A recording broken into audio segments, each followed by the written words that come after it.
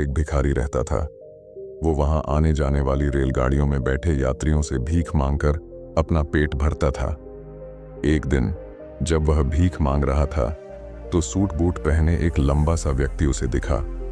उसने सोचा कि यह व्यक्ति बहुत अमीर लगता है, इससे भीख मांगने पर यह मुझे जरूर अच्छे पैसे देगा। वह उस लंबे व्यक्ति से भीख मांगने लगा। भिखारी को देखकर उस लंबे व्यक्ति ने कहा, तुम हमेशा मांगते ही रहते हो, क्या कभी किसी को कुछ देते भी हो?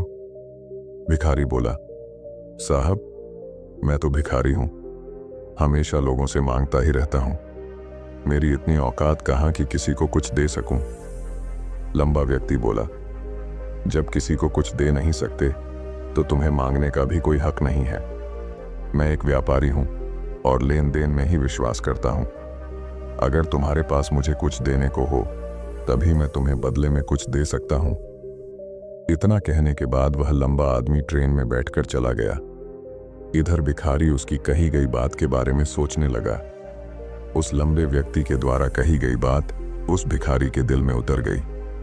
वह सोचने लगा कि शायद मुझे भीख में अधिक पैसा इसीलिए नहीं मिलता क्योंकि मैं उसके बदले में किसी को कुछ दे नहीं पाता हूं। लेकिन मैं तो भिखारी हूं, किसी को कुछ देने लायक भी नहीं हूं। लेकिन कब तक मैं लोगों को बिना कुछ दिए केवल मांगता ही रहूंगा? बहुत सोचने के बाद उस भिखारी ने निर्णय किया कि जो भी व्यक्ति उसे भीख देगा उसके बदले में वह भी उस व्यक्ति को कुछ जरूर देगा। लेकिन अब उसके दिमाग में यह प्रश्न चल रहा था कि वह खुद भिखारी है तो भीख के बदले में वह दूसरों को क्या दे सकता है। इस बात को सोचते हुए 2 दिन हो गए, लेकिन उसे अपने प्रश्न का कोई उत्तर नहीं मिला था। तीसरे दिन जब वह स्टेशन के पास बैठा हुआ था तभी उसकी नजर कुछ फूलों पर पड़ी जो स्टेशन के आसपास के पौधों पर खिल रहे थे। उसने सोचा, क्यों ना मैं लोगों को भीख के बदले कुछ फूल दे दिया करूं। उसको अपना यह विचार अच्छा लगा और उसने वहां से कुछ फूल तोड़ लिए। अब वह ट्रेन में भीख मांगने पहुंचा। अब जब भी कोई उसे भीख देता तो उसके बदले में वह भीख देने वाले को कुछ फूल दे देता। उन फूलों को लोग खुश होकर अपने पास रख लेते थे। अब भिखारी रोज फूल तोड़ता और भीख के बदले में उन फूलों को लोगों में बांट देता था।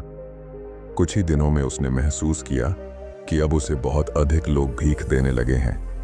वह स्टेशन के पास के सभी फूलों को तोड़ लाता था। जब तक उसके पास फूल रहते थे तब तक उसे बहुत से लोग भीख देते थे, लेकिन जब फूल बांटते बांटते खत्म हो जाते तो उसे भीख भी नहीं मिलती थी। अब रोज ऐसा ही चलता रहा। एक दिन जब वह भीख मांग रहा था तो उसने देखा कि वही लंबा व्यक्ति ट्रेन में बैठा है जिसकी वजह से उसे भीख के बदले फूल देने की प्रेरणा मिली थी। वह तुरंत उस व्यक्ति के पास पहुंच गया और भीख मांगते हुए बोला, आज मेरे पास आपको देने के लिए कुछ फूल हैं, आप मुझे भीख दीजिए तो बदले में मैं आपको कुछ फूल दूंगा। उस लंबे व्यक्ति ने उसे भीख के रूप में कुछ पैसे दे दिए और भिखारी ने कुछ फूल उसे दे दिए। उस लंबे व्यक्ति को यह बात बहुत पसंद आई। वह बोला, वाह क्या बात है, आज तुम भी मेरी तरह एक व्यापारी बन गए हो। इतना कहकर फूल लेकर वह लंबा व्यक्ति अपने स्टेशन पर उतर गया। लेकिन उस लंबे व्यक्ति द्वारा कही गई बात एक बार फिर से उस भिखारी के दिल में उतर गई। वह बार बार उस लंबे व्यक्ति के द्वारा कही गई बात के बारे में सोचने लगा और बहुत खुश होने लगा। उसकी आंखें अब चमकने लगीं। उसे लगने लगा कि अब उसके हाथ सफलता की वह चाबी लग गई है जिसके द्वारा वह अपने जीवन को बदल सकता है। वह तुरंत ट्रेन से नीचे उतरा और उत्साहित होकर बहुत तेज आवाज में ऊपर आसमान की तरफ देखकर बोला, मैं भिखारी नहीं हूं, मैं तो एक व्यापारी हूं, मैं भी अमीर बन सकता हूं।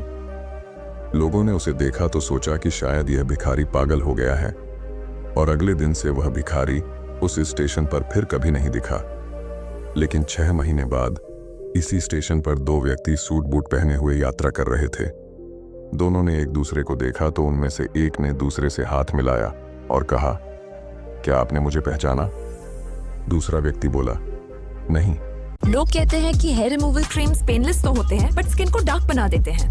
Wake up, wheat visibly brightens your skin.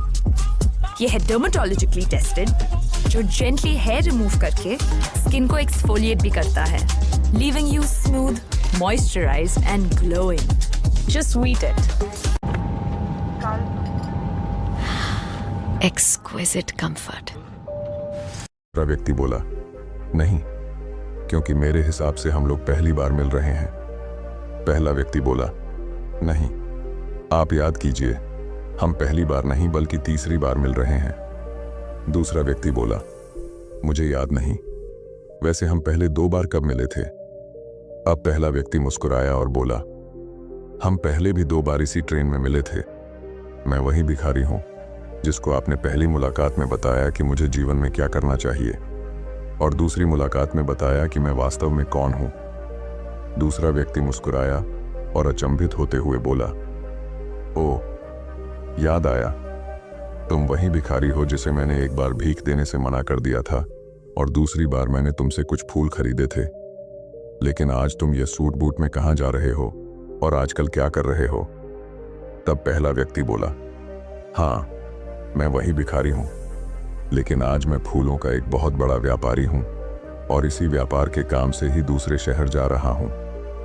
कुछ देर रुकने के बाद वह फिर बोला, आपने मुझे पहली मुलाकात में प्रकृति का वह नियम बताया था जिसके अनुसार हमें तभी कुछ मिलता है जब हम कुछ देते हैं। लेन देन का यह नियम वास्तव में काम करता है। मैंने यह बहुत अच्छी तरह महसूस किया है, लेकिन मैं खुद को हमेशा भिखारी ही समझता रहा। इससे ऊपर उठकर मैंने कभी सोचा ही नहीं। और जब आपसे मेरी दूसरी मुलाकात हुई तब आपने मुझे बताया कि मैं एक व्यापारी बन चुका हूं। अब मैं समझ चुका था कि मैं वास्तव में एक भिखारी नहीं बल्कि व्यापारी बन चुका हूं। मैंने समझ लिया था कि लोग मुझे इतनी भीख क्यों दे रहे हैं, क्योंकि वह मुझे भीख नहीं दे रहे थे बल्कि उन फूलों का मूल्य चुका रहे थे।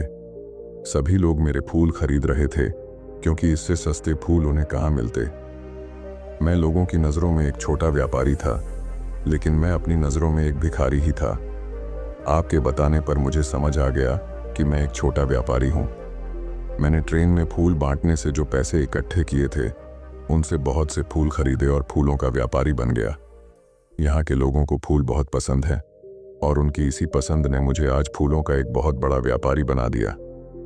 दोनों व्यापारी अब खुश थे और स्टेशन आने पर साथ उतरे और अपने अपने व्यापार की बात करते हुए आगे बढ़ गए। दोस्तों, इस कहानी से हमें बहुत कुछ सीखने को मिलता है। कहानी में लंबा व्यापारी गिव एंड टेक के नियम को बहुत अच्छी तरह जानता था। दुनिया के सभी बड़े व्यापारी इसी जीवन के नियम का उपयोग करके सफल हुए हैं। इस फॉर्मूले को उसने भिखारी को भी बताया। भिखारी ने इस प्राकृतिक नियम को अपना लिया और इसका असर उसके जीवन में साफ दिखाई देने लगा। उसने अपनी सोच बदली और उसकी जिंदगी बदल गई। यह कहानी हमें बताती है कि हम यदि अपनी सोच बदल लें तो कुछ भी हासिल किया जा सकता है। यदि हम खुद को छोटा समझते रहेंगे तो हम हमेशा छोटे ही बने रहेंगे। बड़ा बनने के लिए हमें अपनी सोच को बदलना होगा और खुद के बारे में बड़ा सोचना होगा। कहानी का सार यह है कि सफलता आपकी सोच में छुपी होती है। खुद का आत्मसम्मान जगाइए।